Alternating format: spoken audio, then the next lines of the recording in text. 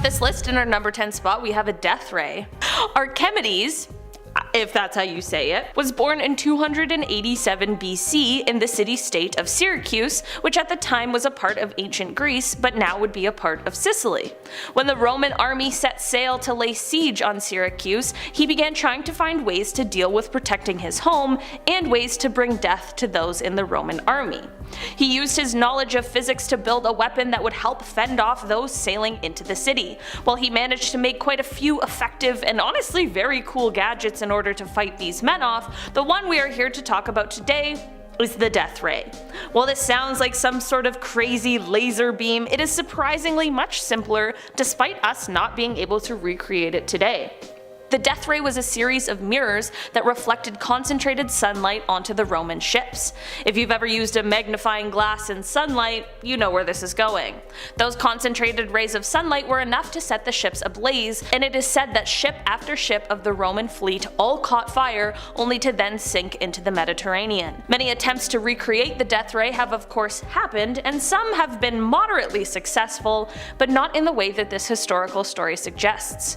Maybe he just had that magic touch. Coming in number 9, we have the Hufunj Di Dong Yi. How do you know when an earthquake has happened? Well, you need a bunch of high-tech gear to tell you when it hit and how powerful it was. Well, that is actually dead wrong. There was a device in ancient China that was made by Zheng Hong. He was an incredible genius for his time and created a seismograph that was incredibly accurate. This thing was basically a big pot that would move with the shifting earth. There was a pendulum inside it that could point you in the direction of where an earthquake had just hit, and this device had an incredible range and could reach up to 100 miles away. The benefit of this was an emperor could find out what villages needed help because they were just hit by a natural disaster well before they sent an envoy to come receive help. How could you make something like that with just some pot and levers? I mean, if I was alive back then, I probably would have thought earthquakes happened because you didn't give enough grain to the river god. Coming in at number 8, we have a heat ray. I mean, we have all wanted ray guns since we were kids. When will we finally get some cool futuristic weapons that can blow our minds? Well, you might want to look into the past to find something like that. The ancient Greeks had a way to blast heat at enemy ships and set them ablaze. They would have massive bronze plates that would redirect the sun's rays back at enemy ships that were approaching through the water. This would focus it like a magnifying glass and burn these ships like a weird kid who's killing ants. So the ancient Greeks had a heat ray before we had a heat ray now?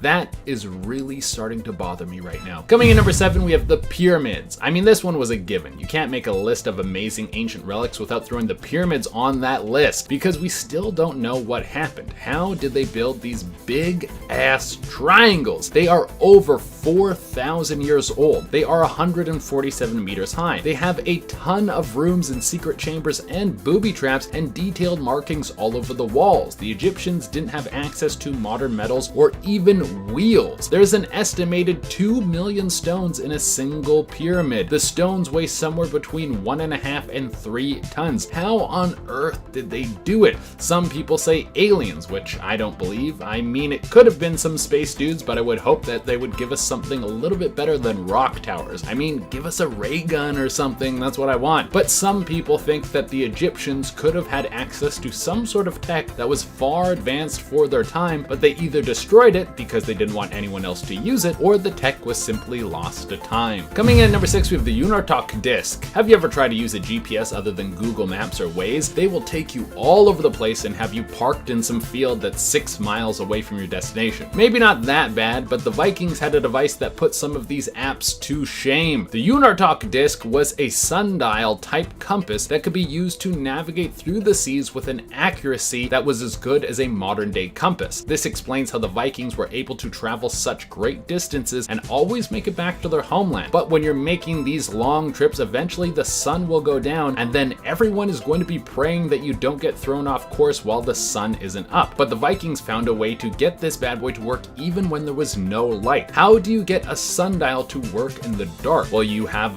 magic crystals. That's how the ancient texts describe them. Did these Vikings have help from the gods? Well, probably not. What these crystals could most likely do was project light onto this compass when there was only a very small light source. So with the moon and the stars, you would be able to navigate endured seas. Coming in at number 5, we have the boomerang. Alright guys, now it's time to head down under for one of the oldest, most advanced hunting tools that we have ever seen. Sure, we have things that can kill things more effectively now than a boomerang does, but we have to appreciate how precise and deadly these things were, and how you can find some ancient relics of boomerangs that seem to be better built than the ones we have today. And in case you didn't know, boomerangs are basically a wing. Someone invented something that could fly around 2,300 years ago. Well, that is the oldest boomerang ever found, so the first one could have been even older than that. Before people had shoes, someone made something that could not only fly and kill something, but it would also return to them. I don't know who that guy was, but whoever he was an absolute legend. That guy for sure chucked that thing for the first time, and the whole tribe was like, dude, you are going to be king forever because that is the coolest thing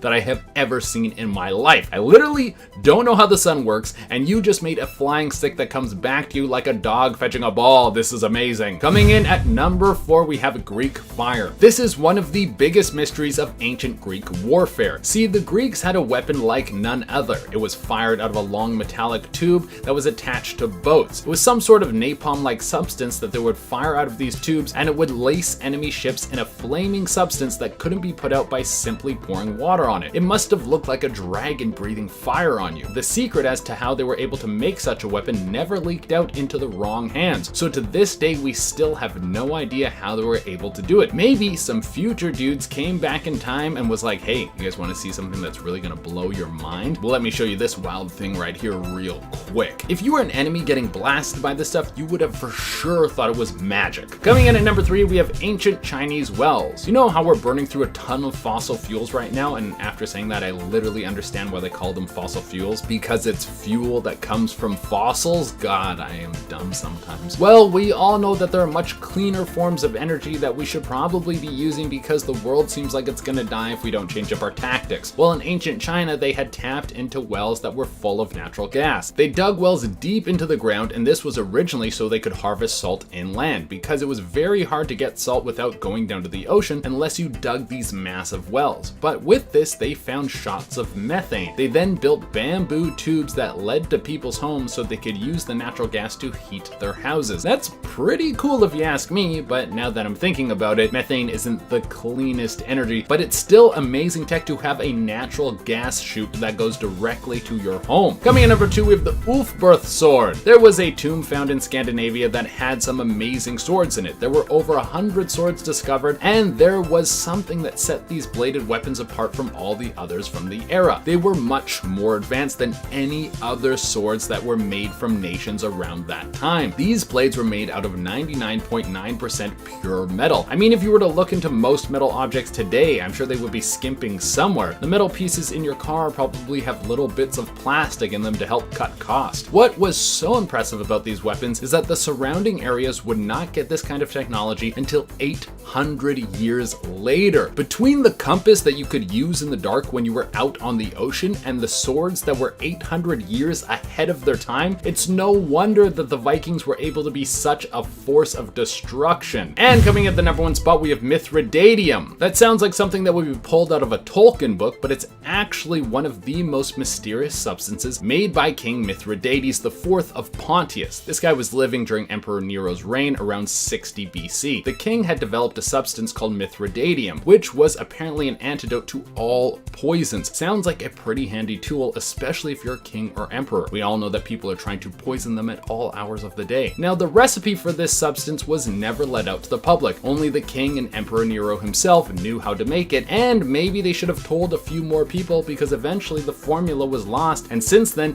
no one has been able to recreate this elixir. But maybe it was all a lie. Nero could have spread rumors that he had such a tool so people wouldn't be so bold to poison him. I mean, that would be a pretty smart move. Starting off in our number 10 spot, we have Greek fire. Greek fire is essentially the primitive form of napalm, and it was first created in Greece. It was used often and efficiently for naval battles during the Byzantine Empire. It was used and worked well for these battles because it was able to not only float on top of the water, but it also was difficult to put out the fire using water as well. The secrets regarding this substance were guarded so greatly as it was such a powerful weapon at the time. The information on what it was made out of, how it was stored, or how it functioned remains a mystery to this day. The formula to recreate it has been tried many times, but it is currently thought that the particular storage and some sort of pressurized delivery system are what played such a huge role in its functionality and ignition, and we have yet to figure out those secrets. In our number 9 spot today we have ULFBERHT. This mysterious sword has been confusing ever since it was discovered by archaeologists. Experts were able to date this sword back to the Viking era sometime from 800 to 1000 AD, but no one could figure out how this sword was made, especially from what technologies were available at the time. It seemed as though this sword was made using techniques that didn't exist until 800 years later when the Industrial Revolution happened, so how could it have been made all this time before? It is said that everything about the sword, from the composition of the metal to the extreme heat needed to forge the blade, it just couldn't have been done at the time, but clearly it was. So how? A blacksmith who tried to recreate the sword using only methods that would have been used then explained that he was unable to make it without resorting to more modern technology. In our number 8 spot today we have NEPENTHE. If you're a person who's ever had to be subjected to the process that is antidepressant medication, this one might frustrate you just a little bit. The ancient Greeks and Romans discovered a lot of things, some of which we use now and some that seem to have been lost but could have potentially proved to be exceptionally useful to us, and that is exactly what this one is. Ancient Greeks were known to treat the bereaved with this medicine that seems to have been some sort of a primitive antidepressant. It is said that it was known for its ability to chase sorrow away and also to cause forgetfulness.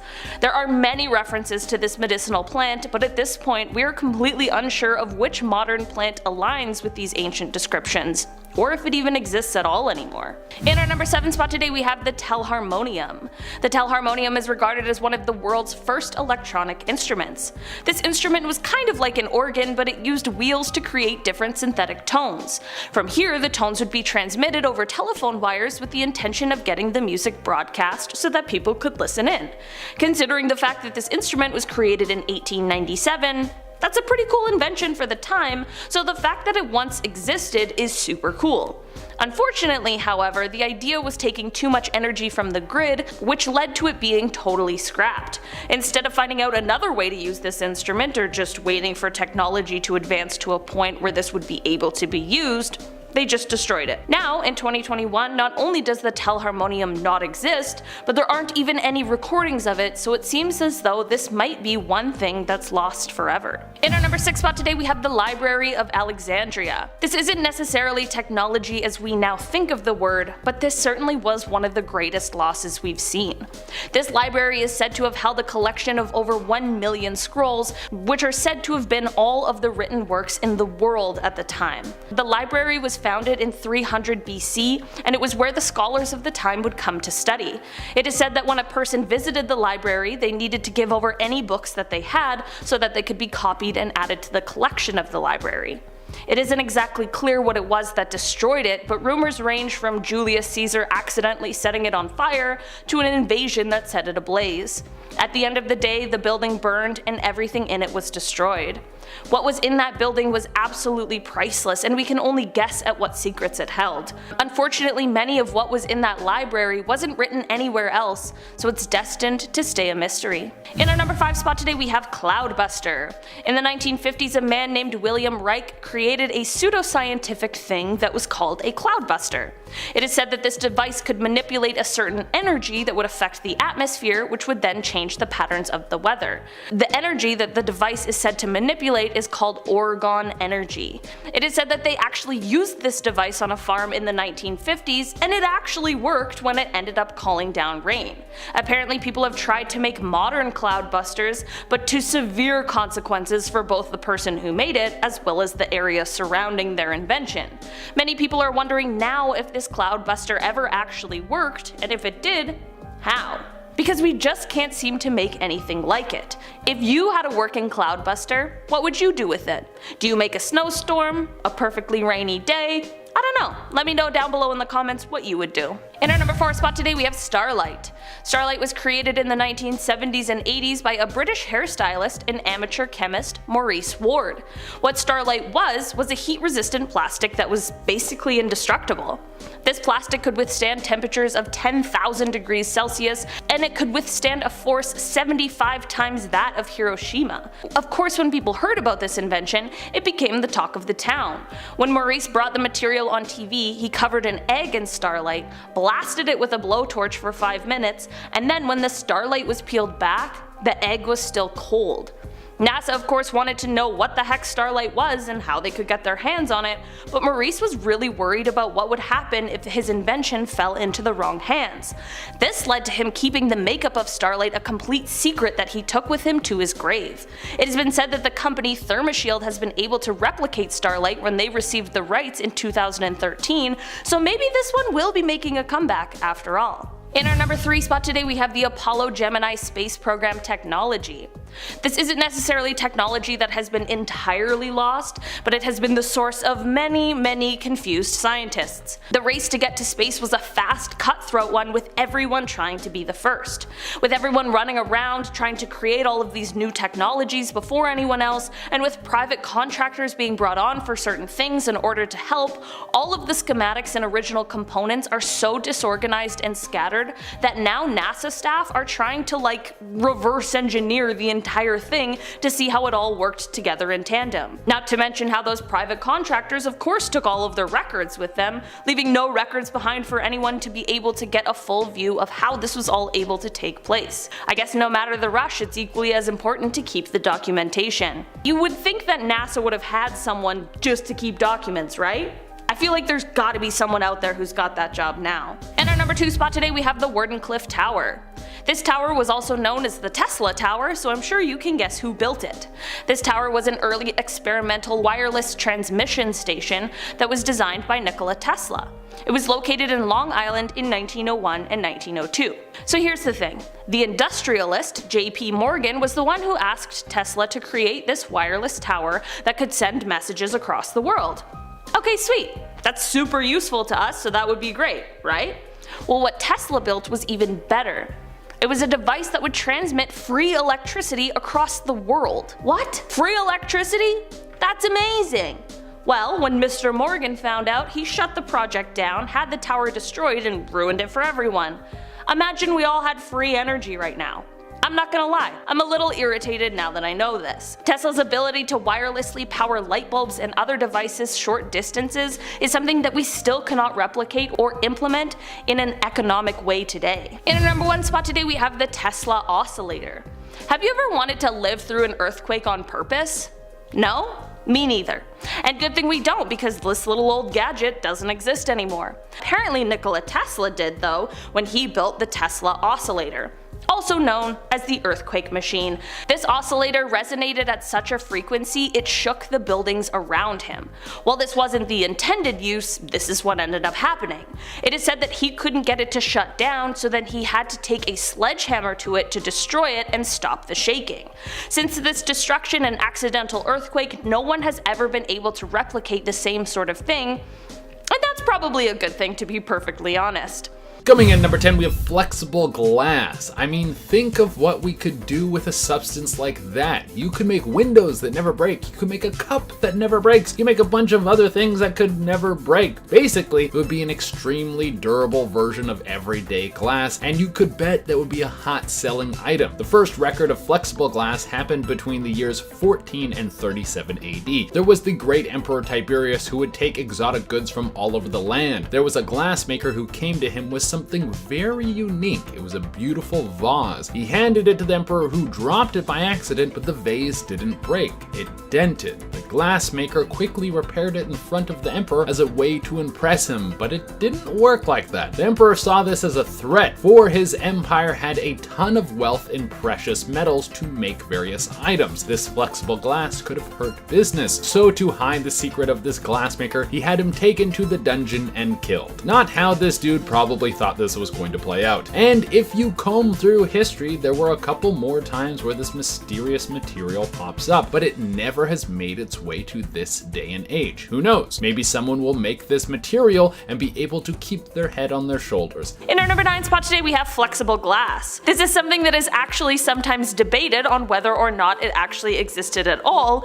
but there is some evidence and anecdotes that would suggest it absolutely did at one point. The stories surrounding this lost creation depict a glassmaker who presents a glass vessel, which holds various different things depending on where the story came from and who's telling it. The glass vessel was presented to the emperor, who inspected it before returning it to the glassmaker, who then threw it on the ground. The glassmaker then picks it up off of the ground and goes on to show the emperor that rather than broken pieces, the glass vessel just has a small dent in it, which he then proceeds to hammer back to the original shape, and thus the vessel now appears as if it had never taken any damage at all. It is said from here that rather than the emperor being excited about this new and useful creation, he began to worry that it would devalue things like the silver and gold already in circulation. This is said to have led to him ensuring that no one else knew the formula to create the flexible glass, and then subsequently beheading the poor glassmaker. This is what has ensured that if it ever were real, the flexible glass was a secret formula destined to stay in the past. In our number 8 spot today, we have Damascus steel. It's possible you may have heard of Damascus steel before, and that is because the name still exists, and it is used in reference to a variety of pattern welded forged steel products, but the modern day stuff just isn't what it used to be. Historically, Damascus steel was discovered quite a long time ago, and it was used to make swords in the Middle East. It is said that these swords had the ability to cut through rocks or even completely cut through other swords, which is just insane. The exact process of how these swords were made has been lost to time, but it is rumored that Wootz steel was imported from Sri Lanka and used in the creation process along with other metals. Somehow the metals were basically weaved together rather than an alloy being created. This is what led to the steel not only being exceptionally strong, but also flexible, and it is this process that modern day smiths cannot seem to exactly replicate. The modern day Damascus products are definitely high quality, gorgeous products, but it seems as though the secrets of the past may hold something even better. In our number 7 spot today, we have silphium. This is less of a technology and more of something that was once naturally occurring and used for a multitude of things, but is now lost. Silphium is a lost genus of fennel plant that was used quite a bit during the Roman times. It was used as a form of birth control as well as a cure for many ailments. The plant is said to have been plentiful once along the coast of what is now Libya. Apparently this plant was something that was highly valued, and it even appeared on several forms of currency because it was so highly appreciated. It is speculated that this plant may have grown only in a small portion of the world, and it was simply just over-harvested until it was driven to extinction. It wasn't used by everyone when it was used, and this could be because it was probably quite expensive. So while this wasn't a man-made creation or technology, I feel like it definitely still applies to today's list as a plant, and its medical properties are something that just may be lost forever. In our number 6 spot today, we have the pyramids. Alright, I'm just gonna ask, how the heck were the pyramids built? The more I learn about it, the more I'm convinced it must have been aliens, because it just seems so crazy and intricate and impossibly amazing. The pyramids of ancient Egypt may just appear to be amazing, incredible tombs that are something to be jealous of, but they really are so much more than that. Not only have they given researchers and historians incredible insight to what life in ancient Egypt was like, they have also opened the doors to some of the greatest mysteries. Firstly, there was the transportation of the massive stones that they used, some of which are believed to have come from nearly 500 miles away. Getting all of the materials from point A to point B is more than fascinating in itself, but there's more questions. There were not iron tools or chisels at the time, so how were they able to shape their stonework with such incredible precision? How were they able to finish the tops of the pyramids with the same precision despite their standing over 400 feet tall? And how were they able to build them in such a a way that they've been able to withstand all of the elements for 4,500 years. You see what I mean at this point? It is clear that however they were able to build the pyramids in ancient Egypt, we just don't have that kind of technology or knowledge nowadays, because there is no way we'd be able to recreate these amazing structures in the same way as the original. Because people are gonna be like, we could create the pyramids. I'm like, I know we could now, Mr. Crane Operator, but imagine having to go up there all by yourself. No crane in sight. Just you and a big old rock. Good luck. In our number 5 spot today we have the SLOOT coding system. Okay, this one isn't exactly ancient, but I still had to talk about it today because I had never even heard of this at all before. Jan Sloot was a Dutch electronics engineer, and in the mid to late 90s he created a data storage method that could hold an entire full-length movie in just 8 kilobytes of data. Considering most modern technologies still require much more data to store a full-length movie, this kind of technology was extremely impressive for the times. Investors of course quickly began to flock to Jan. When he presented his data storage system to a man named Roel Piper from Philips, Roel ended up later leaving Philips in order to join Jan's company. Just days before the code and system was due to be released, Jan ended up being found dead in his garden from what seemed to be a heart attack. This is of course extremely tragic and sad, but you might be sitting there thinking the same thing that I was. His death probably didn't stop people from still seeking the answers that had yet to be released on how this storage system was created. Well, as it turns out, people of course did look, but a key piece of information regarding it all was on a floppy disk that was in Jan's possession. Since his death, no one has ever been able to find this floppy disk that is said to hold these secrets. In our number 4 spot today we have the Antikythera mechanism. The Antikythera mechanism is an extremely mysterious discovery that has stumped researchers ever since it was found. This artifact was found 150 feet below the surface of the Aegean Sea in a shipwreck and is the oldest kind of computer ever recorded, as it was dated back to the 7th century BCE. The author David Childress likened the finding to if they had found a jet plane in King Tut's tomb. That's how bizarre this discovery really was. Due to the complexity and oddity of the finding, alien enthusiasts have believed for quite some time that it may have been technology that was passed down from some sort of superior being. This first analog computer may have had a ton of uses, and researchers aren't 100% sure about all the ways it was used, but it is known to have been some sort of astronomical calculator. It was able to predict eclipses and different planetary placements.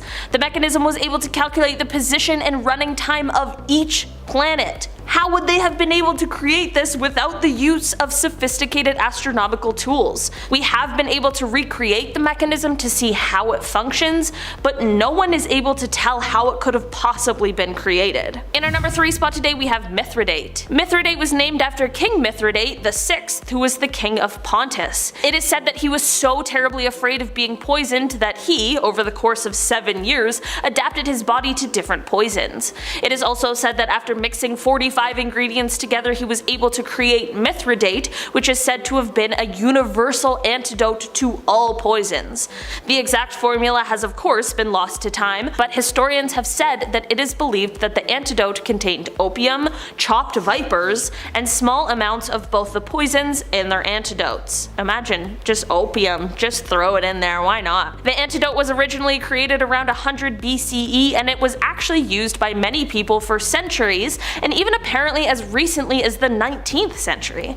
It is unclear how the recipe entirely disappeared, but despite some of the best efforts, no one has been able to recreate it since the last known use. In our number 2 spot today we have Stradivari violins. If you're a string instrument enthusiast, then you definitely have heard of the Stradivari family and the instruments created by them. These instruments were created by 1650 and 1750 and were highly sought after in their day, and even more so now. Apparently these instruments featured an unparalleled sound quality that has been found to be impossible to recreate. The instruments that have survived through to modern day are now worth hundreds of thousands of dollars, so it is abundantly clear that these instruments are incredibly valuable. Here's the catch though. Experts can't agree or figure out what exactly it is that makes them sound so wonderful. Some have speculated that the magnificent sound comes from a fungus that grew in the region, and some think that it is the density of the wood, but regardless, no one really knows for sure. At the end of the day, the secrets of the family art were laid to rest with the Stradivari family. In our number 1 spot today we have Roman cement. Concrete is the most commonly used building material in the world, but our current cement, water, sand, rocks mixture is nothing compared to the original stuff. While our modern concrete was created in the 1700s, there was obviously stuff that was being used before. In fact, concrete was used quite a bit during the antiquity by Egyptians, Assyrians, and Romans. The Romans seemingly used it the most, and they are the ones who really perfected the recipe that we just can't seem to replicate now. Apparently the ancient mixture involved burnt limestone as well as crushed rocks and water, but whatever the heck it was, their structures were a lot more withstanding than ours are now, which has led people to question, how do we get that level of hardiness back in our modern day concrete? And to that I say, like most other things, I do not know. Perhaps this is just another mystery lost to time.